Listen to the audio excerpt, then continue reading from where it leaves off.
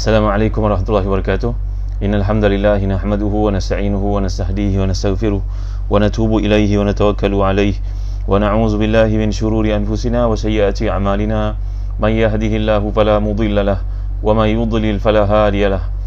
Allahumma salli wa sallim wa barik ala Muhammad wa ala ali Muhammad kama sallaita wa sallamta wa barakta ala Ibrahim wa ala ali Ibrahim fil alamin innaka Hamidum Majid. Amma ba'd. Alhamdulillah, syukur pada Allah Taala kerana pada malam ni tuan-tuan dapat kita bertemu dalam kuliah Maghrib yang mana atas permintaan daripada Masjid Nurul Jannah Kelang, Meru, untuk saya sampaikan kuliah berkaitan dengan kepentingan ihtisab. Ihtisab ni bererti mengharapkan pahala daripada Allah Subhanahu Wa Taala. Kita bayangkan kalau kanak-kanak di bangku persekolahan mereka terpaksa meninggalkan perkara-perkara mereka suka semata-mata untuk mempunyai masa yang berkualiti untuk belajar, supaya dengan belajar itu mereka dapat kesan cemerlang, dapat masuki universiti, dapat masuki fakulti mereka minat. Maka mereka ihtisab. Ihtisab maknanya meninggalkan perkara-perkara yang pada mereka perkara-perkara itu menyeronokkan, menggembirakan, tapi demi untuk mencapai satu ketinggian, kemuliaan, kedudukan yang hebat dalam pelajaran, maka mereka meninggalkan perkara-perkara yang bersifat keseronokan itu. Demikian juga tuan-tuan dimuliakan Allah sekalian, seorang yang mengalami penyakit sebagai contohnya, maka doktor pun berpesan kepadanya supaya menjauhi penyakit, menjauhi makanan-makanan tertentu. Gula ni kena jauhi kerana ia boleh mengakibatkan penyakit anda berkembang dan juga penyakit itu susah untuk dirawat kelak. Maka pesakit yang telah pun disifatkan doktor ini kena menjauhi makanan tertentu, dia akan berusaha untuk meninggalkan makanan tersebut demi untuk menjadi sihat. Itu maksud yang boleh saya simpulkan untuk tuan-tuan faham maksud ihtisab. Dia perkataan ihtasaba yahtasibu, daripada bahasa Arab dia hasiba yahsibu, hasaba yahsibu ataupun hasaba yahsabu, yang bererti mengira. Jadi dalam hadis yang sahih menceritakan tentang kepentingan puasa, Allah SWT mengajar Nabi-Nya SAW untuk bersabda, man sama ramadana imanan wa ihtisaban ghufira lahu ma taqaddama min dhanbihi wa man qama ramadana imanan wa ihtisaba ghufira lahu ma taqaddama min dhanbihi. Siapa yang berpuasa, siapa yang qiyam dalam bulan Ramadan dengan sebenar-benarnya, puasa dan juga qiyam dengan sebenar-benarnya kerana Allah, mengharapkan pahala daripada Allah, maka mereka akan dapat keampunan terhadap dosa-dosa yang lalu. Itu salah satu maksud hadis yang didatangkan oleh Nabi SAW dalam konteks ihtisab. Ihtisab ni, dari perkataan ihtasabah tadi, berarti mengharapkan daripada Allah ganjarannya. Jadi bila menceritakan tentang mengharapkan daripada Allah ni, tak semua orang nampak ganjaran tersebut kerana ia dapat dilihat hanya dengan mata keimanan, tuan-tuan. Itu sebab Allah menyatakan dalam surah Al-Hajj, fa innaha la ta'mal absar walakin ta'mal qulubul lati fis sudur. Banyak orang yang ada di dunia ini kita dapat lihat mereka segak dari sudut keduniaan, pencapaiannya, mereka boleh menjadi orang yang terbaik di fakulti yang terbaik dalam bidang pendidikan, perniagaan, tapi mata hati akhirat mereka itu tumpul ataupun buta, na'udzubillah min zalik. Ya tuan-tuan yang dimuliakan Allah sekalian. Jadi bila menceritakan tentang ihtisab ni, dia banyak fungsi datang daripada mata hati untuk buat penilaian. Seorang anak belajar di fakulti syariah, universiti di luar negara, Al-Azhar ke, Madinah ke, Jordan ke, nanti mungkin di kalangan orang kampung atau sahabat-sahabat dekatnya atau adik-beradiknya sendiri akan berkata kepadanya, Fulan, engkau belajar ni Fulan, engkau pandai SPM, kau skor Fulan, kau nak pergi belajar kat fakulti syariah, nanti engkau balik engkau nak jadi apa Fulan? Ada ke ruang peluang untuk engkau Fulan? Kalau engkau cemerlang pun, mufti dalam negeri engkau ni cuma seorang saja. Dalam setiap negeri di Malaysia cuma seorang saja mufti. Kau cemerlang macam mana pun, kau nak kena compete nak jadi mufti. Tuan-tuan dimuliakan Allah sekalian, kerana sebahagian daripada kita ni fikirannya tertuju kepada dunia, tak nampak akhirat. Maka dengan sebab itu dia memperlekehkan orang yang melihat kepada akhirat. Kerana mata akhirat ni tuan-tuan, dia perlu celik, dia perlu terang. Sebagaimana kita mandu pada waktu malam yang gelap, kita perlu pada cahaya. Maka demikianlah dalam perancangan kita untuk menuju ke akhirat, negeri akhirat yang kekal abadi itu, tuan-tuan, kita kena buat persiapan dan kena nampak akaun akhirat kita. Mungkin dalam bab keduniaan, orang yang berniaga tapi dia nampak akhirat, dia rugi, dia tak untung macam orang yang ahli dunia. Kerana ahli dunia ni dia tamakkan walaupun sesin, seringgit dia tidak mahu rugi, supaya keuntungannya tidak boleh kompromis. Tapi orang akhirat dia melihat dalam perniagaannya ada bahagian akhirat. Walaupun di dunia ni dirugi, tapi akhirat ada bahagian untuknya, maka dia tak perlu gusar, tak perlu bimbang. Ini dia kita nak celikkan mata akhirat kita, tuan-tuan, di bawah prinsip ihtisab yang menjadi topik bincangan kita pada malam ni. Baiklah, saya nak ajak tuan-tuan untuk merenungi firman Allah SWT daripada surah Al-Baqarah ayat yang ke-155 hingga 157 yang berkaitan dengan sifat ihtisab dalam satu keadaan orang beriman bila ditimpa musibah. A'udzubillahi minasyaitonirrajim. وَلَنَبْلُوَنَّكُمْ بِشَيْءٍ مِّنَ الْخَوْفِ وَالْجُوعِ وَنَقْصٍ مِّنَ الْأَمْوَالِ وَالْأَنفُسِ وَالثَّمَرَاتِ وَبَشِّرِ الصَّابِرِينَ الَّذِينَ إِذَا أَصَابَتْهُم مُّصِيبَةٌ قَالُوا إِنَّا لِلَّهِ وَإِنَّا إِلَيْهِ رَاجِعُونَ أُولَئِكَ عَلَيْهِمْ صَلَوَاتٌ مِّن رَّبِّهِمْ وَرَحْمَةٌ وَأُولَئِكَ هُمُ الْمُهْتَدُونَ. Sadaqallahul Azim. 155. Kami pasti akan menguji mereka dengan sebahagian daripada ketakutan, kelaparan, kekurangan harta, jiwa dan juga buah-buahan. Berilah berita gembira kepada orang yang sabar, iaitulah orang yang bila ditimpa musibah mereka berkata, kami ini milik Allah dan sungguhnya kepadanya lah kami akan dikembalikan, kami akan kembali. Mereka itulah orang yang mendapat salawat daripada Tuhan mereka dan juga rahmah, dan mereka itulah orang yang beroleh hidayah. Ayat ini kata para ulama tafsir, kita lihat dan kita tafsir, contohnya tafsir Ibn Katsir, tafsir Qurtubi, tafsir Jarir Tabari, menceritakan perihal orang yang beruntung di sisi Allah SWT, iaitu orang yang sabar menghadapi ujian. Ujian ini daripada kecil seperti duri yang mencucuk di kaki, sehinggalah yang paling besar kematian orang tercinta atau kematian anak sendiri. Orang yang kematian anak, dia menangis, tetap menangis, seperti Rasulullah SAW pun menangis atas kewafatan Ibrahim AS, iaitu putera bongsu Nabi SAW. Nabi menangis atas kewafatannya. Wala naqulu illa ma yurdi rabbana ya Ibrahim. Wahai Ibrahim, kami sedih berpisah denganmu, tapi kami tidak akan mengatakan melainkan apa yang Allah ridha, wahai Ibrahim. Maka Nabi pun mengucapkan inna lillahi wa inna ilaihi raji'un.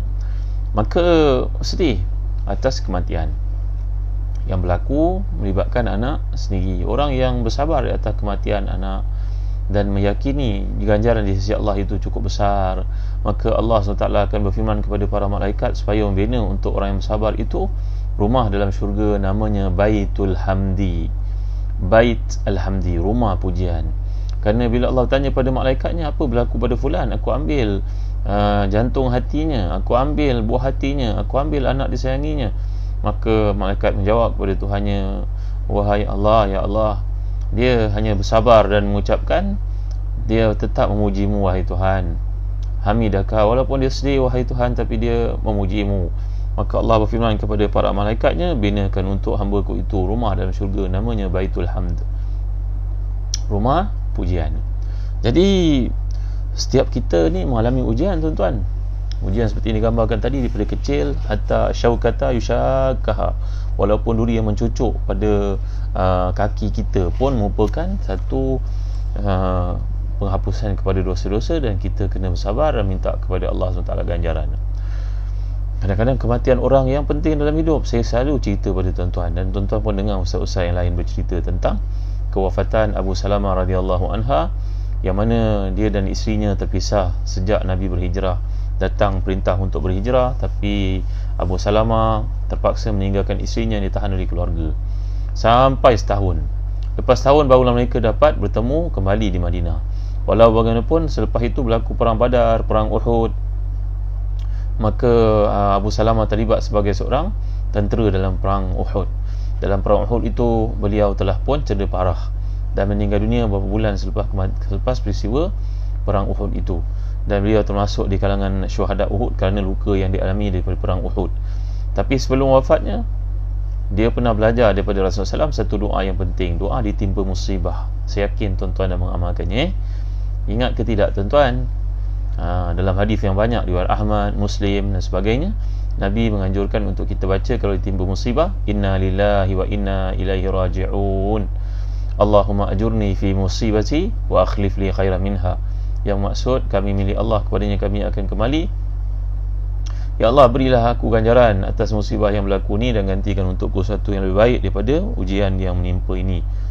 Maka Ummu Salamah radhiyallahu anha berdoa dengan doa yang dianjurkan Nabi SAW itu, tapi dalam fikirannya terfikir, siapalah yang akan menggantikan Abu Salamah yang sangat mulia itu sebagai suami, kerana maksud doa itu ada pengganti. Tiba-tiba habis iddahnya, Rasulullah SAW sendiri yang telah meminang Ummu Salamah radhiyallahu anha, membenarkan mukjizat doa Nabi itu. Ditimpa musibah, baca doa ni tuan-tuan ya. Apa saja musibah yang berlaku, kita kehilangan benda yang kita sayang, kehilangan motosikal, amalkan doa ini. Mungkin, insya-Allah, bukan mungkin, insya-Allah Allah akan gantikan sesuatu yang baik daripadanya. Kita kehilangan peluang kontrak, kita masuk yakin dapat, tengok-tengok keluar keputusan, kecewa tak dapat, amalkan doa ni tuan-tuan. Kita ditimpa musibah, penyakit, pergi ke hospital, doktor beritahu kita dihinggap penyakit-penyakit tertentu, darah tinggi ke, kencing manis ke, apa ke, doalah doa ni tuan-tuan. Allah akan gantikan untuk kita sesuatu yang baik daripada apa yang diambil itu. Jadi nak menceritakan kepada kita, ini satu bentuk ihtisab, meyakini di sisi Allah Ta'ala ada ganjaran dunia, dan lebih penting daripada itu ganjaran di akhirat. Mudah-mudahan tuan-tuan dapat amalkan doa ni. Saya dah mengajar doa ni banyak kali dah, dan Imam Masjid Nurul Jannah Kelang boleh masukkan doa ni untuk karya sekalian ni. Dan juga sahabat-sahabat saya di Facebook ni pun, Ummu Fatih ada, Ustaz Syafiq Murad ada, Juliana ada, Puan Yat ada, mereka boleh masukkan doa ni untuk kita kongsikan sebagai satu amalan Rasulullah dan para sahabat ketika ditimpa musibah. Ada yang berlaku dalam kehidupan ini, orang ditimpa penyakit sakit mata. Sakit mata, jumpa dengan doktor, rupa-rupanya penyakit itu lebih parah daripada apa yang dipikirkan. Tuan-tuan hati dan dikasih sekalian, ada seorang perempuan datang bertemu Rasulullah SAW dan beritahu kepada Rasulullah, wahai Rasulullah, saya selalu kena sawan, epilepsi, sawan, di mana sawan itu menyebabkan saya hilang ingatan, wahai Nabi, macam kena fit lalu saya pun terbaring, saya pun tak sedar apa saya buat. Allah, tuan-tuan, pilunya tengok orang sedemikian. Kalau kita pergi ke hospital, tuan-tuan yang rahmati dan dikasih sekalian, pergi ke hospital, kita boleh lihat sendiri apa yang berlaku di hospital. Kan, orang yang ditimpa musibah di hospital, penyakit yang berlaku, tuan-tuan dimuliakan Allah sekalian. Ada orang yang menemani anaknya di situ dah berbulan-bulan, ada yang menemani anak-anaknya dah bertahun-tahun pun ada. La ilaha illallah Muhammadur Rasulullah. Dan ada satu peristiwa pergi ke hospital, tengok bagaimana orang yang anaknya asyik kena sawan saja sejak 3 tahun tuan-tuan. Allahu Akbar, la ilaha illallah, masya-Allah, tabaraka wa ta'ala. Allahumma salli ala Muhammad wa ala ali Muhammad. Kita ni tuan-tuan ni boleh kat sekalian, maka diajar oleh Nabi kita sallallahu alaihi wasallam ketika seorang perempuan datang bertemu dengan baginda Rasulullah SAW dan berkata kepadanya, wahai Rasulullah, doalah kepada Allah supaya menghilangkan penyakit daripada saya, penyakit sawan. Maka Nabi telah bersabda kepadanya, kalau engkau ihtasibi, kalau engkau bersabar, maka Allah bagi kamu syurga. Kalau kamu nak aku doakan diangkat penyakit ni, dihilangkan, aku boleh buat. Maka Nabi menyatakan kepadanya, perempuan tersebut akhirnya berkata kepada Rasulullah SAW, wahai Rasulullah, kalau gitu saya sanggup untuk bersabar. Ini nama ihtisab tadi tuan-tuan. Saya sanggup bersabar menagih daripada Allah ganjaran akhirat, iaitu syurga yang baginda Rasulullah SAW janjikan untuk saya, yang Tuhan janjikan untuk saya. Maka Nabi pun mendoakan untuknya. Dia berkata, Rasulullah, walaupun demikian, walaupun saya kena sawan, tapi doalah kepada Allah supaya ketika sawan saya sedar dan tak dapat dan tak terbuka aurat saya. Kerana setiap kali saya berlaku sawan, kata perempuan itu, aurat saya akan terbuka, saya pun tak tahu apa yang saya buat. Jadi mohon kepada Allah supaya janganlah terbuka aurat saya bila sawan itu berlaku. Allahu Akbar, Masya Allah, tabaraka wa ta'ala. Jadi ini orang makamnya tinggi kerana perspektifnya akhirat. Kalkulator akhiratnya diaktifkan tuan-tuan. Jadi ini manhaj berfikir orang-orang soleh yang tidak mahu kompromis dalam bab akaun akhirat mereka. Mereka mengharapkan di sisi Allah ada ganjaran yang besar. Jadi tuan-tuan yang mulia Allah sekalian, ini dalam bab penyakit. Maka orang yang kena penyakit, kalau kita baca daripada ayat-ayat yang Allah turunkan berkaitan al-ba'sa wad-dharra, wala nabluwannakum bi syai'in minal khawfi wal ju'i wa naqsin minal amwali wal anfusi was samarat. Dalam ayat ini Allah mengatakan bil ba'sa wad dharra. Ba'sa ini biasanya penyakit-penyakit yang perkara-perkara yang berlaku, kesulitan, kemudaratan yang berlaku pada anggota badan. Seperti yang telah saya nyatakan tadi. Kuliah ni sebenarnya saya buat untuk Masjid Nurul Jannah di Kelang ya. Jadi malam ni lepas Isyak saya tak dapat mengadakan kuliah. Saya adakan lepas maghrib pada malam ni kita baca tafsiran ayat 154 hingga 155 hingga 157 di surah Al-Baqarah dalam bab ihtisab. Jadi saya harap sahabat saya Ridwan dari Kelang ada, dan juga Imam Masjid Nurul Jannah Kelang ada, mereka boleh kaitkan Facebook ni dengan Facebook Masjid Nurul Jannah Kelang Jadi tuan-tuan rahmati dan dikasihi sekalian, kembali kepada apa yang dibincangkan kat sini tentang rahmat Allah yang kita harapkan menimpa, kena pada seseorang kita. Rahmat ni maknanya menimpa, yusibu yusibu makna kena pada seseorang kita, mengharapkan tiupan rahmat Allah itu, kasih sayangnya kena pada kita sama ada di dunia ataupun akhirat. Jadi kalau kita bercerita tentang perkara tadi tuan-tuan dimulai Allah sekalian, cerita tentang musibah, dia satu daripada bab yang berkaitan dengan mengharapkan ganjaran Allah Subhanahu Wa Taala, mengharapkan ganjaran daripada Allah di dunia dan juga di akhirat. Di dunia seperti kita gambarkan tadi berlaku pada Ummu Salamah radhiyallahu anha, kerana keberkatan doa anjuran Nabi tadi, dia mendapat gantian untuk suaminya Rasulullah sallallahu alaihi wasallam yang tentunya jauh lebih baik daripada mana-mana manusia walaupun sahabat. Yang kedua akhirat, maka kita berdoa, ia merupakan satu ibadah. Jadi kembali kepada bab ihtisab ni tadi, mengharapkan pahala di sisi Allah SWT. Biasanya kita kaitkan dengan musibah kerana ayat ini menceritakan tentang musibah. Dan begitu juga kalau kita baca dalam surah Az-Zumar yang sangat Nabi SAW sangat kerap mengamalkannya, kita dapat lihat Allah berfirman dalam ayat yang ke-10, A'udzubillahi minasyaitanirrajim, Qul ya ibadilladzina amanu taqu rabbakum lilladzina ahsanu fi hadhihi dunya hasana wardullahi wasi'ah innama yuwaffas sabiruna ajrahum bighairi hisab. Yang berkaitan juga, katakan kepada hamba-hambaku yang beriman, takwalah kamu kepada Tuhan kamu terhadap orang yang melakukan di dunia ini kebaikan. Dunia Allah ni sangat luas untuk mereka berhijrah. Sungguhnya diberikan ganjaran kepada orang sabar. Orang yang sabar itu tanpa berkira-kira, tanpa kiraan di sisi Allah SWT. Jadi ayat ini juga menceritakan tentang yang telah kita pelajari yang surah Az-Zumar yang lalu, berkaitan dengan ayat yang terdahulu, bagaimana orang-orang beriman disuruh oleh Allah SWT untuk bersabar dalam kesusahan hidup. Kerana kata Imam Ghazali, sabar ni merangkumi beberapa keadaan. Yang pertama, sabar dalam melakukan taat. Yang kedua, sabar untuk meninggalkan maksiat. Yang ketiga, sabar ketika ditimpa musibah. Bila timpa musibah, seseorang mengamalkan doa yang Nabi anjurkan tadi, insya-Allah dia dapat kebaikan dunia, dapat kebaikan akhirat. Ini satu perkara di bab ihtisab. Maknanya seseorang kita bila menghadapi kesukaran ataupun ingin membuat ketaatan ataupun ingin meninggalkan kemaksiatan, dia perlu kepada sabar, dan dia mengharapkan di sebaliknya ada ganjaran di sisi Allah. Ini nama ihtisab yang kita sebut awal-awal tadi. Lagi tuan-tuan dimuliakan Allah sekalian, tak terkecuali pula orang yang contohnya luasnya, indahnya dan komplitnya, perfectnya Islam ini, sehingga kan seorang yang bercucuk tanam pun baginya ganjaran di sisi Allah SWT. Dengar baik-baik hadis ni tuan-tuan ya.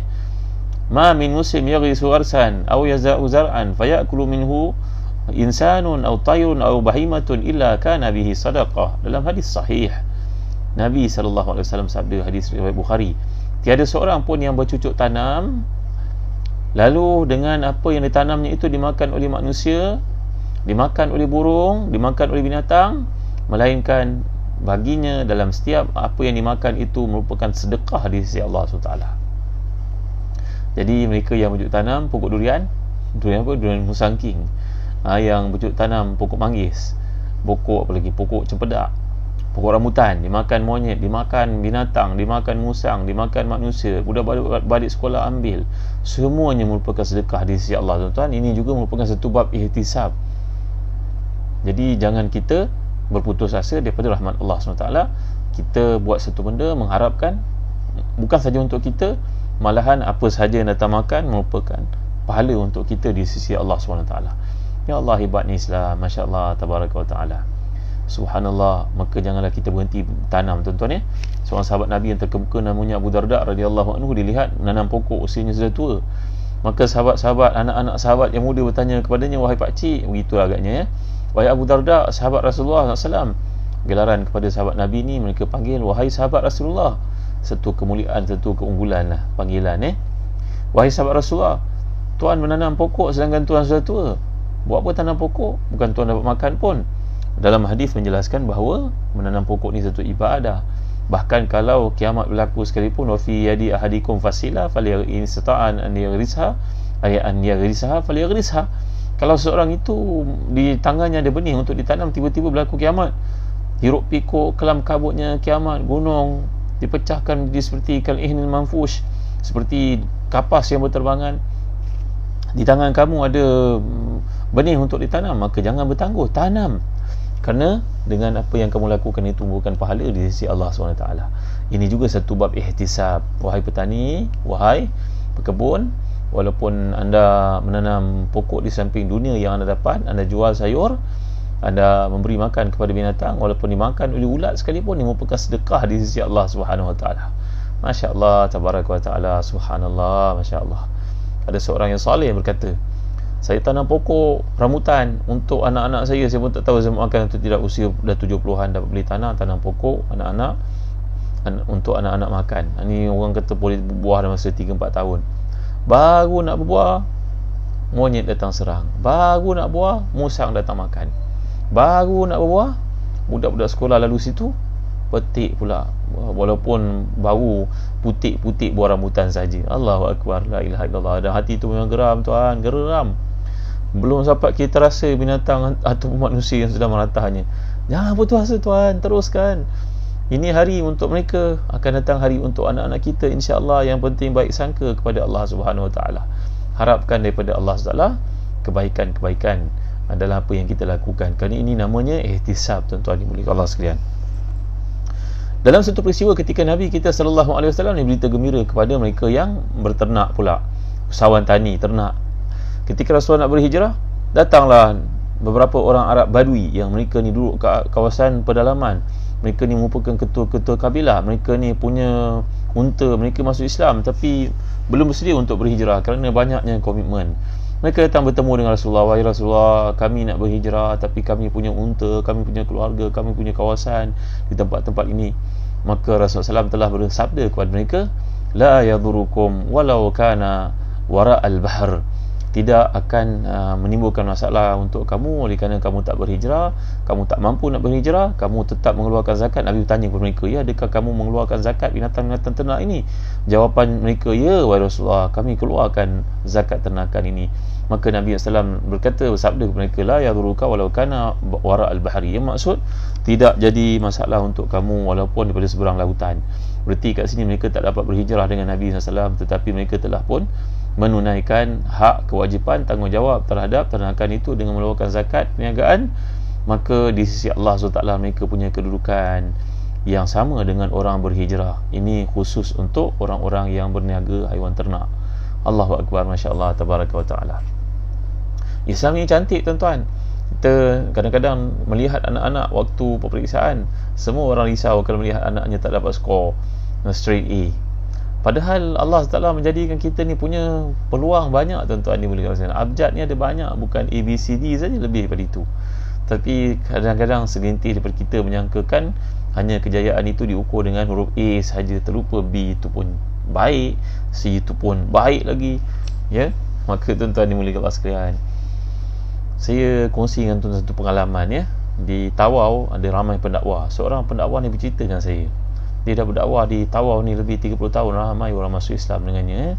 Alhamdulillah, syukur pada Allah Taala. Dzalika fadlullah yu'tihi may yasha. Sungguhnya bila orang masuk Islam kerana kamu, la an yahdiyallahu bika rajulan wahidan khairul laka min umri na'am. Kalau orang masuk Islam dengan sebab apa yang kau usahakan, wahai saudara, lebih baik pada dunia dan isi kandungnya. Kata ustaz yang telah berdoa dari Semenanjung ini, di Sabah ni, tuan-tuan, lebih 30 tahun, dia cerita pada saya. Dakwah dekat Sabah Sarawak ni ustaz, kita bukan nak cerita pada anak-anak sekolah ni kecemerlangan. Jadi manusia sudahlah. Kalau kat Semenanjung mungkinlah kita beri kepada anak-anak ni cabaran untuk dapat cemerlang, masuk asrama penuh, masuk universiti, bekerja.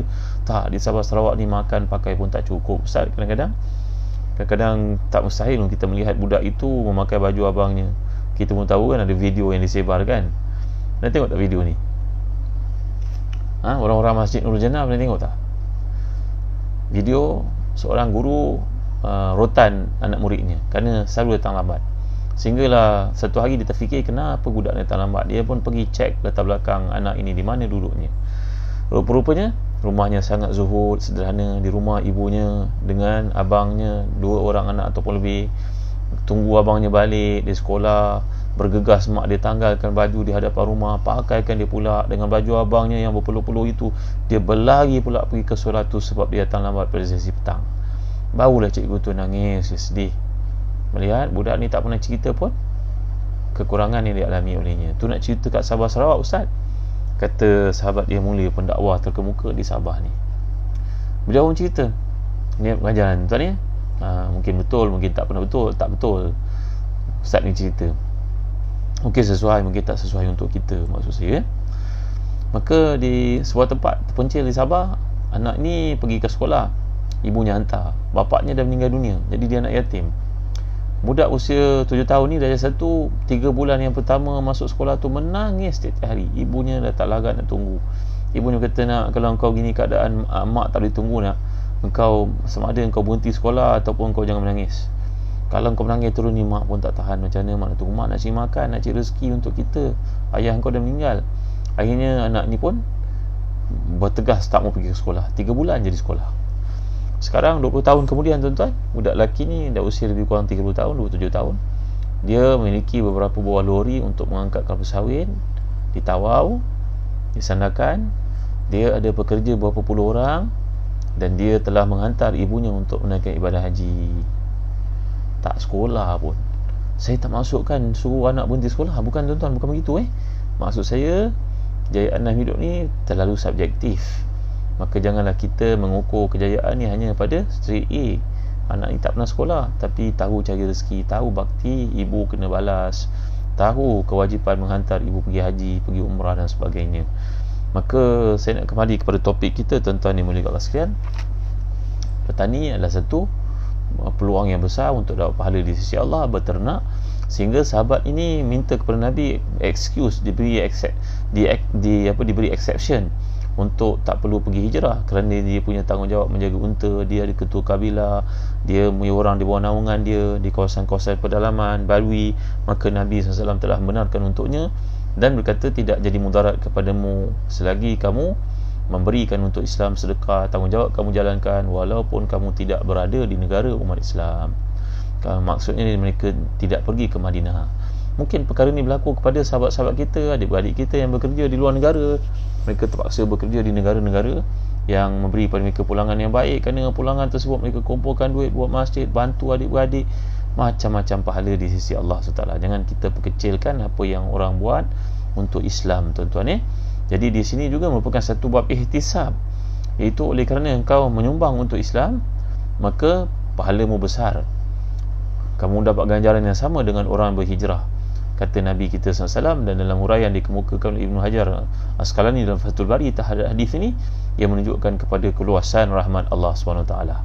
Ahlan salan yang mulia Tengku Murni, Wan Muhammad Zuhilmi, Zuhi Syam Umar, Rozia Khalid, Muhammad Haikal, Zaya binti Ahmad, Juliana Jadi apa yang kita bincangkan sekarang adalah peluang untuk mendapat rahmat di sisi Allah dengan konteks ihtisab ni tadi, itu mengharapkan apa yang ada di sisi Allah SWT.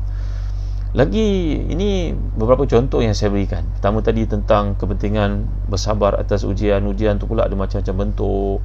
Kemudian saya dah cerita kepada tuan-tuan kepentingan untuk kita jadi petani, bercucuk tanam, walaupun makanan yang kita harapkan, buah-buahan yang datang dari pokok itu dapat kita nikmati, tak dapat kita nikmati, makhluk yang lain yang makan, maka sebenarnya di sisi Allah SWT pahalanya sangat besar. Kita mengharapkan pahala di sisi Allah SWT, sedekah yang berlaku di sebalik tanaman pokok ni tadi. Yang berikutnya orang yang beternak, seperti yang digambarkan dalam hadis sahih riwayat Bukhari Muslim tadi, iaitulah sahabat-sahabat ni minta daripada Nabi keuzuran untuk tidak berhijrah kerana punya tanggungjawab. maka Nabi telah memberi pengecualian kepada mereka untuk tidak berhijrah kerana mereka tetap menjalankan tanggungjawab terhadap Allah SWT dan Rasulnya Nabi kita Muhammad sallallahu alaihi wasallam.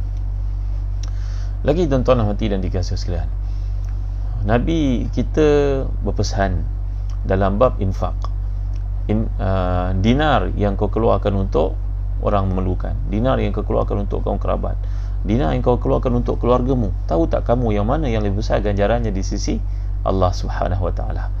Dinar yang maksudkan infak yang kau belanjakan untuk keluargamu itu paling besar pahalanya di sisi Allah SWT. Maka duhai kita suami-suami yang dirahmati dan dikasihi Allah sekalian, kadang-kadang kehidupan kita terlupa nak meraihkan isteri kita, kita lupa nak bagi penghargaan kepada mereka. Kadang-kadang kita kena ambil juga daripada orang-orang kafir ini cara mereka menghargai pasangan mereka. Orang kafir tu bawa dia bunga, bukan menghargai isteri. Orang perempuan ni kalau dapat bunga, Allahu Akbar, seronok hatinya, hati yang stres, yang tertekan ni tadi merasa damai, aman, rasa dihargai. Walaupun bunga je berapa sen je kita beli. Kalau nak baik, belikan dia emas ke, belikan dia kek ke, belikan benda-benda yang dia suka ke. Jadi tuan-tuan dan hati dan dikasihi sekalian, dalam Islam sebenarnya mengajar kita bahawa satu infak yang kita lakukan untuk isteri kita, untuk anak-anak kita lebih besar pahalanya daripada apa yang kita buat di luar. Of course, nafkah di jalan Allah itu sangat besar pahalanya. Mathalul ladzina yunfiquna amwalahum fi sabilillahi kamathali habatin anbatat sab'a sanabil fi kulli sunnatin mi'atu habba wallahu yudha'ifu liman yasha wallahu wasi'un alim. Apa yang disebut, apa yang kamu nafkahkan untuk jalan Allah itu satu biji benih, umpama satu biji benih menumbuhkan pokok, pada pokok itu ada 7 tangkai, pada setiap tangkai itu ada 100 biji. Allah melipat gandakan mengikut apa yang dikehendaki olehnya dan sebab keikhlasan kamu dan sebagainya. Maka tuan-tuan dimuliakan Allah sekalian, wallahu yudha'ifu liman yasha, Allah melipat gandakan lebih daripada apa yang kamu berikan. Jadi jangan lupa dalam kita menafkahkan ni, ambil berat isteri kita, anak-anak kita.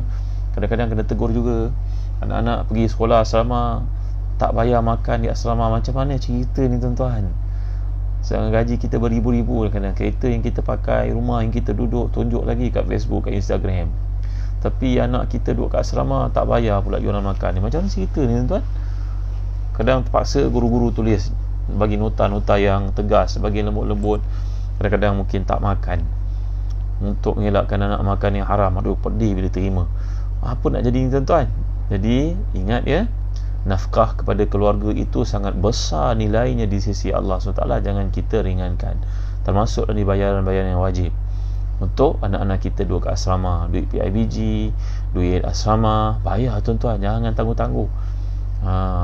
Penting untuk kita selesaikan perkara semikian kerana ia masuk dalam satu tanggungjawab yang wajib dan pahalanya sangat besar di sisi Allah SWT. Kata para ulama, contoh Ibn Hajar, kamu bukan saja menjalankan tanggungjawab, malahan kamu dapat pahala di atas apa yang kamu lakukan itu. Jadi dua perkara yang kamu dapat. Kamu menjalankan tanggungjawab, itu pahala. Kamu menginfakkan, itu pahala. Jadi tanggungjawab dapat pahala, dan kewajipan yang kamu kerjakan itu juga diberi pahala oleh Allah SWT. Maka janganlah kita menangguh-nangguh dalam melakukan infak untuk keluarga. Jangan biarkan tuan-tuan sampai berlaku dalam kisah pembukaan kota Mekah. Berlakulah seorang sahabiyah, seorang wanita yang baru masuk Islam, ibu kepada Muawiyah, namanya Hindun binti Utbah. Kenal tak Hindun binti Utbah ni? Salah seorang anaknya bernama Ramlah, iaitu Ummu Habibah, yang telah pun dinikahi oleh Nabi secara wakil. Tahu tak cerita ni tuan? Nabi SAW telah pun diperintahkan oleh Allah untuk menghantar rombongan hijrah yang pertama ke Habsyah, ke Ethiopia. Itu sebelum hijrah Nabi ke Madinah. Jadi ada kalangan para sahabat ketika mengalami tekanan yang kuat, mereka mendapatkan suaka politik daripada raja yang adil yang terdapat di Afrika, namanya Raja Najasyi. Tahu cerita ni tuan? Di Habsyah, Ummu Habibah ataupun Ramlah binti Abi Sufyan ini, tiba-tiba suaminya telah melarikan diri. Dikatakan setengah kisah dia mati dalam keadaan dia murtad, wallahu alam. Setengah para ulama hadis menolak kisah ini, berkata dia hanya menghilangkan diri, wallahu alam mana satu yang tepat. Tapi yang pentingnya, akhirnya beliau menjadi seorang janda tuan-tuan, ditinggalkan oleh suami. Maka bila habis iddahnya, Rasulullah SAW merasa kasihan kepadanya. Rasulullah telah minangnya. Rasulullah berada di Mekah. Nampak tuan-tuan dimuliakan Allah sekalian. Jadi Rasulullah SAW telah pun mengahwini Ramlah, ataupun nama kunyahnya Ummu Habibah, yang berada jauh dari Mekah, yang berada di Habsyah pada masa itu, dan Raja Najasyi yang masuk Islam telah menjadi wakil kepada perkahwinan Nabi itu, dan beliaulah yang telah memberikan mahar kepada isteri Nabi ini berapa ratus dirham. Itulah mahar yang paling mahal yang isteri Nabi dapat daripada perkahwinan dengan Rasulullah SAW. Yang lain dapat yang sangat zuhud. Tuan ya, saya nak cerita kepada tuan-tuan, ibu kepada Ramlah binti Abi Sufyan ataupun Ummu Habibah ni ibunya bernama Hindun binti Utbah. Hindun ni seorang wanita yang hebat, bangsawan, berkedudukan. Dia dan suaminya masuk Islam ketika pembukaan kota Mekah. Anak-anaknya mendahuluinya masuk Islam, iaitu Muawiyah dan juga Ramlah yang menjadi isteri Nabi SAW. Tahu tak kisah ni tuan? Jadi Hindun ni telah bertanya kepada Rasulullah SAW ketika masuk Islam, wahai Rasulullah, apakah hukum mencuri harta suami? Dia membuatkan suaranya tidak dikenali oleh suaminya kerana dia nak bertanya satu soalan sensitif. Rupanya suaminya Abu Sufyan seorang yang kedekut, susah nak bagi duit kepada isterinya, maka isterinya mencuri, mengambil daripada hartanya. Hadis ini tuan-tuan dapat lihat. Lalu Nabi SAW telah bersabda, khuzi ma yakfiki wa waladaki bi khair. Ambillah wahai yang bertanya, atau tahu itu Hindun ya, ambillah wahai yang bertanya daripada harta suamimu sekadar keperluanmu dan juga anak-anakmu, jangan berlebihan. Jangan jadi sampai ke tahap isteri kita kena mencuri duit kita kerana kita kedekut terhadap mereka tuan-tuan. Suami-suami yang beriman, suami yang banyak menuntun pada malam ni, jangan berkikir pada isteri kita ya. Kita kadang-kadang pergi makan dengan kawan, kita lah orang paling baik, yang paling famous, yang paling dermawan, semua orang kita belanjanya. Kalau satu restoran tu kita belanja, tapi dengan isteri sendiri, ya Allah, punya kedekutnya, tangga jeringnya, ya Allah Rabbi, Masya Allah, Tabaraka wa Ta'ala. Kita mohon kepada Allah satu doa Nabi kita SAW, Allahumma inni a'udzubika minal hammi wal hazan, wa a'udzubika minal ajzi wal kasal, wa a'udzubika minal jubni wal bukhli, wa a'udzubika min ghalabati daini wa qahri rijal. Ada 8 perkara yang Nabi pohon perlindungan Allahumma inni a'udzubika minal hammi wal hazan, wa a'udzubika minal ajzi wal kasal, wa a'udzubika minal jubni wal bukhli. Yang ni bukhl, yang keenam ni. Ya Allah, aku pohon padamu perlindungan daripada hammi ni rasa resah, hazan sedih, wa a'udzubika minal ajzi wal kasal. Ajaz ni maknanya lemah, kasal pemalas. Aku mohon perlindungan kepadamu minal jubni wal bukhli, pengecut dan juga kedekut. Wa a'udzubika min ghalabati daini wa qahri rijal. Aku mohon padamu perlindungan wahai Tuhan daripada ghalabati daini, ditimpa hutang yang membebankan, dan juga dianiaya orang. 8 perkara. Jadi yang keenam yang telah saya nyatakan tadi dalam hadis sahih riwayat Bukhari Muslim ini, mohon perlindungan kepada Allah dari penyakit kedekut. Kedekut yang paling bahaya ni tuan-tuan, kedekut terhadap isteri dan juga anak-anak. Ada satu majalah Islam antarabangsa namanya Mujtama ya, dulu pernah menceritakan tentang kehidupan lelaki kedekut. Kedekut yang bukan-bukan. Kedekut bila ada kereta tak bagi isteri anak-anak naik, kotor sikit ditempelingnya anak itu, diketuknya tangan, dipukulnya. Kotor kereta itu sikit, dalam kereta sikit, dimarahi isteri anak-anaknya. La ilaha illallah Muhammad Rasulullah. Akhirnya kereta tu untuk siapa tuan-tuan? Diorang yang kedekut dia bukan-bukan. Sampai biarkan isteri anak-anak terpaksa mencuri barang orang lain kerana ayah terlalu kedekut. Jangan sampai ke tahap itu tuan-tuan ya. Raihkanlah anak-anak, bagilah mereka ganjaran atas apa yang mereka buat. Paling baik sekali kata Dr. Amrullah Nasir Ulwan, sekiranya anak-anak kita meminta satu benda, bagi kepada dia taklif, bagi kepada dia satu tanggungjawab. Katalah dia memerlukan wang sebanyak RM100, baik ayah bagi kau RM50, RM50 kau buat ni, RM50 kau tolong basuh kereta ayah, RM50 kau tolong kemas buku ayah, RM50 ni adalah kerana kau basuh pinggan selama duduk musim PKP kat rumah, ayah nak pinggan dapur semua bersih. Contohnya tuan-tuan yang mulia kat Allah sekalian, ajar mereka tanggungjawab, bukan diberi dengan mudah seperti itu saja. Jadi apa yang saya nak tekankan di sini, ramai orang tidak menyedari ihtisab yang dimaksudkan di sisi Allah, disuruh infak untuk jalan Allah, untuk memerlukan. Yang paling utama untuk kita dahulukan selepas daripada jalan Allah ni tadi adalah isteri dan anak-anak kita. Dinaran anfaqtahu ala ahlik, kata Nabi kita dalam hadis riwayat Muslim. Kata Imam Nawawi dalam syarah Muslim pada hadis ini, kepentingan untuk kita pastikan keperluan isteri anak-anak itu diraikan sentiasa, tidak berlebihan dan tidak terlalu kurang. Tak terlalu kurang hingga menyebabkan mereka tidak mencukupi, dan tidak berlebihan hingga menyebabkan mereka membazir. Yang Allah nyatakan dalam surah Al-Isra itu walladzina idza anfaqu lam yusrifu wa lam yaqturu wa kana baina dzalika qawama, surah Al-Furqan. Mereka yang bila memberikan harta, mereka tidak berlebihan dan tidak pula terlalu kedekut, dan mereka itu berada di antara keduanya. Wa kana baina dzalika qawama, berada di tengah-tengah. Ini perkara yang kita kena ambil berat tuan-tuan Fiza Ismail setuju, ajar anak tanggungjawab betul. Nur Asia Yahya Nur Lila. Jadi tuan-tuan dimuliakan Allah sekalian, ini dalam bab berkenaan dengan ihtisab ni tadi yang kita gambarkan, bahawa ihtisab ini merangkumi kehidupan kita. Kita tak dapat nak elakkan diri kita dalam setengah-setengah keadaan mengharapkan pahala di sisi Allah SWT. Dan bagi orang berniaga, saya nak gembirakan tuan-tuan tentang banyak hadis Nabi berkenaan dengan berniaga ni. Tajirus saduq ma'an nabiyyin was-siddiqin wasyuhada'i was-salihin. Bahawa orang yang berniaga ini yang jujur dan perniagaannya bersama dengan para anbiya, para siddiqin, para syuhada dan juga para salihin. Dalam banyak hadis menceritakan keutamaan perniagaan. Kadang-kadang bila kita berniaga ni, rahimallahu mar'an samhan idza ba'a wa samhan idza ishtara.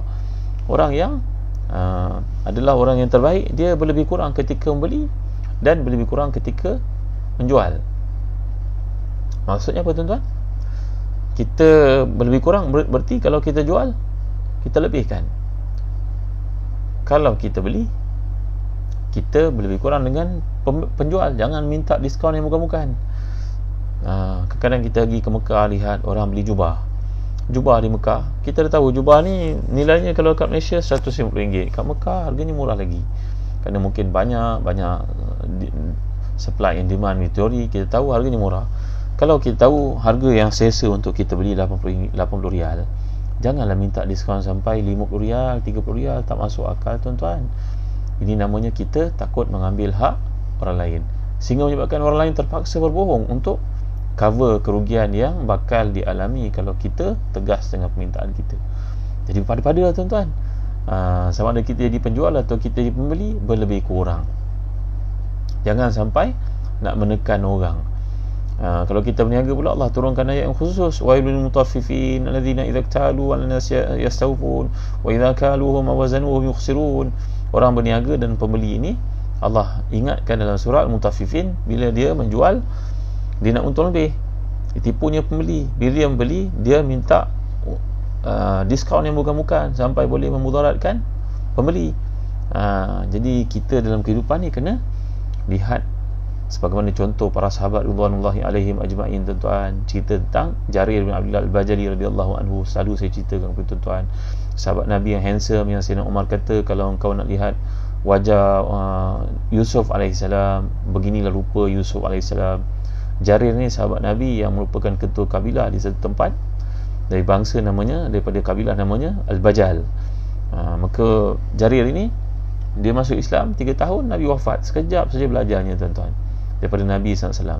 Tapi kesan ilmunya itu, dia membaca satu hadis, mendalam sangat kefahamannya. Sedangkan hadis tu mungkin kita dah dengar banyak kali, kita belum sempat mengamalkannya. Ad-dinu an-nasihah. Agama itu nasihat untuk Allah, untuk Rasulnya, untuk pemimpin-pemimpin Islam dan sekalian orang Islam.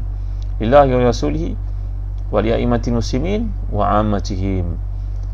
Islam ni untuk nasihat kepada Allah, Rasulnya, kepada orang-orang pemimpin-pemimpin kamu dan juga sekalian rakyat jelata.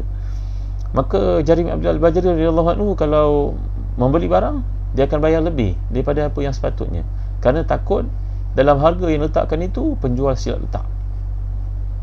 Maka nanti penjual akan merasa kerugian itu. Dia sebelum ia berlaku, dia dah bayar lebih. Allahu Akbar, la ilaha illallah Muhammad Rasulullah, masya-Allah tabaraka wa taala.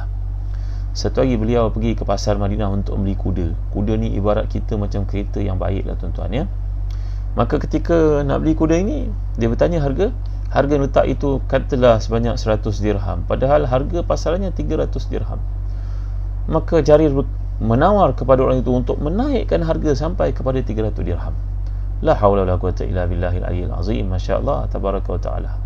Akhirnya beliau telah membayar berlipat ganda daripada harga yang ditetapkan. Maka kemudian pembantunya berkata kepada beliau, wahai sahabat Rasulullah, wahai tuan Jarir bin Abdullah Al-Bajali radhiyallahu an, kan ke orang tu bagi harga murah, kenapa tuan minta mahal? Tuan bayar mahal lebih daripada harga letakkan, kan kerugi namanya itu. Kata Jarir, aku telah melihat harga kuda yang dijual, aku dapati harga yang letak itu murah di pasaran. Aku takut nanti bila dia sedar dia tersilap letak harga, dia akan berkata kepada anaknya, kepada orang kelilingnya, bahawa ayah tersilap letak harga, ayah jual harga, sahabat Rasulullah beli pada harga murah, ayah rugi. Tuan-tuan, kita pernah tak dengar dalam hidup ni ada orang nak jual tanah, dia jual murah. Bila kita usah-paksa, rupa-rupanya ada keluarga dia sakit, suami dia sakit, isteri dia sakit, dia terpaksa jual walaupun murah. Kalau kita berada pada situasi itu, tuan-tuan, janganlah ambil kesempatan kepada apa yang berlaku, tuan-tuan. Kesianlah kepada orang itu kerana dia terpaksa jual. Kalau penyakit itu tidak dirawat, mungkin dia mati, maka mereka terpaksa jual. Jangan sampai nanti di hujung hari keluarga ni sudah tidak punya apa-apa, duitnya pun habis membayar rawatan orang yang terbabit, dan hartanya pun hilang, dan menjadi sesalan kepadanya untuk diceritakan kepada anak-anak, kepada isteri, atau kepada suami, atau kepada siapa yang tinggal. Tanah ayah dulu, tanah mak dulu duduk kat tepi jalan tu, orang kaya itu beli, dah lah dia beli, ayah bagi murah, dia minta diskaun lagi, padahal dia mampu bayar lebih dari itu. Tuan-tuan, tolong jangan ambil kesempatan pada orang, tuan. Kita dalam ini ihtisab lah, kesianlah kali. Sepatutnya kita datang jumpa, sakit dia, kenapa harga jual murah sangat, 100,000, harga pasaran sepatut 700,000, 800,000. Saya memang tak boleh bayar 700,000, tapi saya bayar lebih 50,000, boleh tak? Kita buat dunia kita nampak rugi, tuan-tuan, tapi berakhirat kita ingat Allah Ta'ala tak nampak ke apa yang kita buat, tuan-tuan. Wa ma anfaqtum min khairin fahuwa yukhlifu wa huwa khairur raziqin. Kamu kalau fikir akhirat, kamu akan nampak Allah ganti. Wallahu akram, innallaha akram an yu'adilaka taqsitan wa anta tu'alimu naqdan. Kata para ulama dalam bab ini, Allah terlalu adil, terlalu mulia untuk berurusan denganmu ketika engkau bayar cash dalam perkara-perkara semikian, untuk dia bayar kepada kamu ansuran. Kamu bayar cash kerana kamu harapkan rahmatnya, kamu yakin balasannya, kamu nak bantu orang itu, walaupun harga yang letakkan itu murah, kamu naikkan sikit kerana kamu tahu dia terpaksa jual. Kamu tak rugi, kita akan rugi, saudara. Kamu akan dapat kasih sayang orang itu, kamu dapat doa orang itu, dan orang yang sedang berada dalam kesempitan, doanya mustajab, tuan-tuan. Mungkin lambat mustajab untuk si pesakit itu untuk sembuh, tapi mustajab untuk kamu dalam kebaikan yang kamu berikan kepadanya. Allahu akbar, la ilaha illallah, masya-Allah, tabaraka wa taala. Jadi orang yang akhiratnya aktif, kalkulator akhiratnya aktif, minda akhiratnya cerah, orang yang digambarkan oleh Allah tadi surah Al-Hajj yang saya bacakan, fa innaha la ta'mal absar walakin ta'mal qulub allati fis sudur. Semuanya bukan mata luar yang buta, tapi yang buta lah mata hati, mengakibatkan dia tak boleh berfikir dengan waras, dengan wajar untuk bantu orang yang berada dalam kesempitan seperti itu. Dalam satu hadis yang sahih yang lain, tuan-tuan, riwayat Ahmad dan sebagainya, nanti di akhirat ada orang yang diberi kelonggaran oleh Allah SWT, hanyalah kerana di dunia dia berniaga dan dia menghantar pekerjanya untuk, ibarat kita pada hari ini mengutip hutang lah. Tiba-tiba bila pergi ke kedai tersebut, orang yang selalunya bayar tiba-tiba dia tidak bayar dan berkata, tolong tuan, hari itu berlaku banjir, kedai saya tenggelam habis. Tengok dalam rekod yang ada, saya tak pernah culas bayar, tapi pada tahun ni berlaku banjir di tempat saya, maka saya tak dapat jual barang saya dan kerugian berlaku, saya minta tangguhlah. Kita pun tengok terrekod dia, memang orang ni orang jujur, tak pernah culas untuk bayar, good paymaster lah orang berniaga kata. Lalu kita fikir, Allah, bos, saya pergi kedainya, bos, banjir, memang banjir, barang-barang dia jual habis, tenggelam semua. Pihak insurans pun tak dapat nak bayar semua, tak dapat nak tanggung, masih lagi dalam proses pengiraan. Maka yang jadi bos ni, dia ihtisab di sisi Allah. Ya, untung kita akan jadi kurang, bukan tak untung langsung, untung kita akan kurang, bayaran akan lambat, tapi tak apa, ada akhirat. Maka orang seperti ni, kata dalam hadis, dia berkata kepada pekerjanya, wahai pekerjaku, baguslah apa yang kau buat itu, kau tidak tuntut daripadanya dengan kekerasan. Dia kata dia tak mampu bayar, tak apalah, kita tangguhkan dulu, kita ringankan untuk dia, kita waive lah sikit, kita bagi diskaun lah. Moga-moga Allah pun bagi diskaun dekat kita. Kata-kata ini simple tuan-tuan, tapi dalam hadis mengatakan di akhirat ketika Allah nak menghukum dia, Allah pangkai balik kata-katanya itu dan berkata, dulu kau kata apa pada orang itu? Saya berkata kepadanya, wahai Tuhan, moga Allah mudahkan saya kerana mudahkan untuknya. Baik, hari ini aku bayar untuk engkau, aku mudahkan untukmu hisab di sini kerana engkau mudahkan untuk hamba-Ku di dunia. Itu sebab dalam hadis sahih mengatakan, wallahu fi auni al-'abd ma kana al-'abdu fi auni akhihi. Selagi orang itu memudahkan orang Islam yang lain, maka Allah akan mudahkan untuknya akhiratnya. Kita bekerja kat mana-mana pun, tolonglah bagi kemudahan untuk orang Islam tuan-tuan. Tolong bagi kemudahan kat orang Islam. Kita bekerja kat hospital ke, kita bekerja kat bahagian pertukaran cikgu ke, kita bekerja dekat pasar raya ke, kita bekerja kat mana ke, kita bekerja kat airport ke. Satu contohlah, seorang berkata pada saya, sahabat ni selalu travel dengan keluarganya. Kita satu pengajaran yang patut diambil. Dia berkata, alhamdulillah saya travel satu dunia Ustaz. Ni sahabat yang baik ni bercerita, saya yakin dia orang salih. Saya biasa travel dengan isi anak-anak saya, kerana bila saya ada business trip di luar negara, saya ambil peluang itu untuk bawa anak-anak dan isteri turut pergi menemani saya, mengelakkan fitnah dan sebagainya, terutama negara-negara barat. Dia kata betul saja, untuk kau Ustaz, saya berhenti kat negara orang Islam, berhenti kat negara orang bukan Islam. Untuk kau Ustaz, di UK, di France, di Spain, di negara-negara Europe ni, di mana saja, kalau kita turun daripada kapal terbang sampai saja dekat bahagian clearance airport itu, ada anak-anak jalan lancar. Keluar saja daripada tempat airport custom dan juga bahagian immigration itu, kereta bagi itu dah tunggu. Bagi apa dipanggil ni? Bagi. Mereka tak tanya banyak pun, tengok bawa anak-anak terus ajak naik, memang naik dengan bahasa mereka, bahasa asing, terus naik, hantar, tak ada persoalan apa. Tapi kalau kita berada di negara orang Islam tuan-tuan, dia katalah pada saya, kita sampai ke airport nak naik, tengok dia punya pemandu tu sedang main handphone. Orang Islam tu tengok main handphone. Bila kita tanya nak naik, dia kata mana bukti? Ada masa kat KLIA sebelum kamu naik kapal terbang, dia tak request bagi ni. Kan nampak saya bawa mak saya orang tu atas kursi roda, kan nampak budak kecil, apa perlu nak bukti-bukti ni semua? Memang saya buat request pun di KLIA, tapi nak cerita birokrasi yang ada negara Islam, kerana bukan kebanyakan, sebahagian daripada orang Islam, kerja mereka pada hari ini bukan kerana Allah lagi tuan-tuan. Kerja mereka kerana fulus tuan-tuan. Al-fulus fi dunya, kata Datuk Ismail Kamus almarhum, mampus fil akhirah. Kerana kehidupannya duit, untuk memuaskan nafsu, memuaskan syahwat, untuk banyak wang, dia pandang sumber tak kisah, kerja sudah tidak mahu, dia ambil berat lagi, bukan kerana Allah lagi. Orang-orang bukan Islam itu kadang-kadang kerjanya lebih berintegriti. Muhasabahlah diri kita tuan-tuan. Andai terbabit kita di kalangan orang yang menyusahkan orang ni, tolonglah ingat seperti hadis yang mengatakan tadi, seorang yang di akhir nanti Allah mudahkan untuknya hanyalah kerana dia berkata dalam konteks kerja dia. Mana dalam konteks kerja kita sendiri tahu apa yang patut buat. Memanglah ada SOP, tapi ada ketikanya kita terpaksa langgar SOP itu untuk beri kebaikan kepada orang tuan-tuan. Do what is right, not what is easy. Tahu orang putih kata, do what is right, not what is easy. Buat benda yang betul. Betul lah raikan orang tu.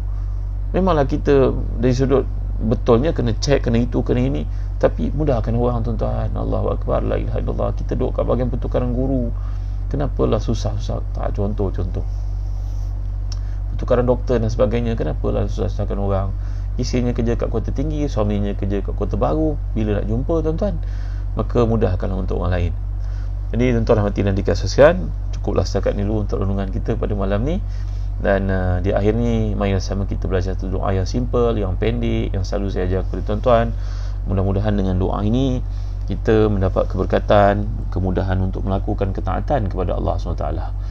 Iaitu pesan Nabi kita SAW kepada sahabat yang mulia namanya Muaz bin Jabal radhiyallahu anhu, yang merupakan salah seorang daripada fuqaha us-sahabah, salah seorang sahabat yang sangat faqih, namanya Muaz bin Jabal. Nabi menganjurkan kepadanya satu doa simple saja lepas sembahyang.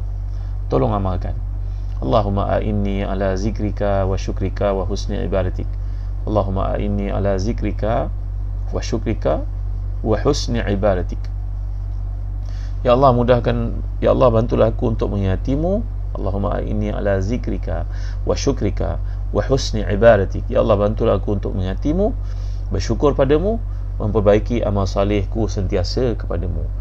Allahumma a'inni ala zikrika wa syukrika wa husni ibadatik. Ya Allah, bantulah aku untuk mengingatimu, bersyukur padamu, memperbaiki amal salihku sentiasa kepadamu. Setakat ini saja dulu tuan-tuan. Terima kasih Masjid Nurul Jannah Kelang, Meru, kerana jemputan untuk saya kuliah bersama pada malam ini walaupun saya tak hadir di masjid.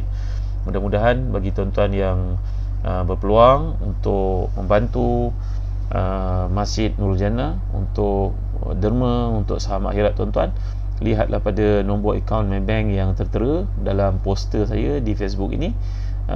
Maybank dan juga bank yang berkenaan untuk Masjid Nurul Jannah. Bagi tuan-tuan derma, mereka ada berbagai kegiatan. Saya dah pergi ke masjid ni, saya lihat alul khair banyak padanya. Anak-anak ramai datang ke situ. Masjid yang sangat meriah, yang sangat mulia. Cuma kegiatan tergendala pada waktu musim PKP, ujian daripada Allah sekarang. Dan saya yakin dalam list mereka ada berbagai-bagai program untuk kebaikan umat Islam. Marilah tuan-tuan sokong, dermalah untuk Masjid Nurul Jannah Meru Kelang. Mereka punya banyak aktiviti untuk meraihkan fukara, masakin, asnaf, membantu anak-anak yang nak belajar di universiti, membantu orang susah. Mereka ada aktiviti kemasyarakatan yang sangat banyak, aktiviti tanian dan sebagainya. Terima kasih tuan kerana menyokong Masjid Nurul Jannah. Jangan lupa ya, bagi mereka nak derma, boleh lihat di poster dalam Facebook ini, tempat untuk derma, nombor akaun dan sebagainya.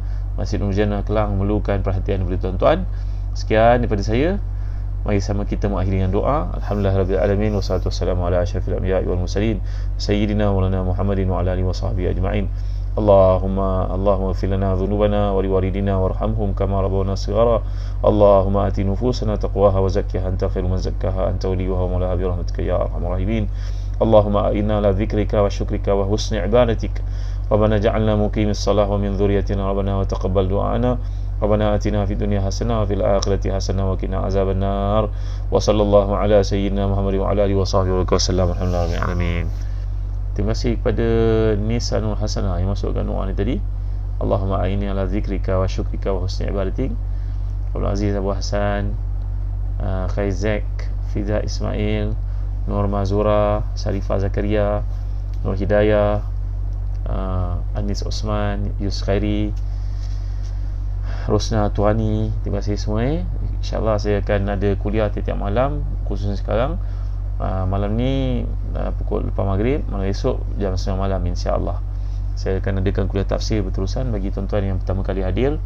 InsyaAllah setiap malam Isnin sampai Jumaat saya akan adakan kuliah jam 9 malam. Dan saya mohon kepada tuan-tuan atas peringatan daripada sahabat saya Encik Anwar, supaya onkan notification. Andai ada kuliah saya sampaikan, insyaAllah tuan-tuan akan dapat. Pergi bahagian notification kuliah daripada saya, tuan-tuan akan terima insyaAllah. Dan kalau tuan-tuan tak keberatan, tolonglah share video ini kepada orang lain, teman-teman, taulan, sahabat, ahli karya, siapa yang kita kenal. Moga ada jariah padanya untuk awalan bersama, jadi saham akhirat kita bersama-sama. Sekian daripada saya. Terima kasih Masjid Nurul Jannah Meru Kelang. Terima kasih tuan-tuan yang hadir. Kenang saya dalam doa tuan-tuan. Jumpa lagi malam esok jam 9 malam di Facebook ini insyaAllah. Assalamualaikum warahmatullahi wabarakatuh.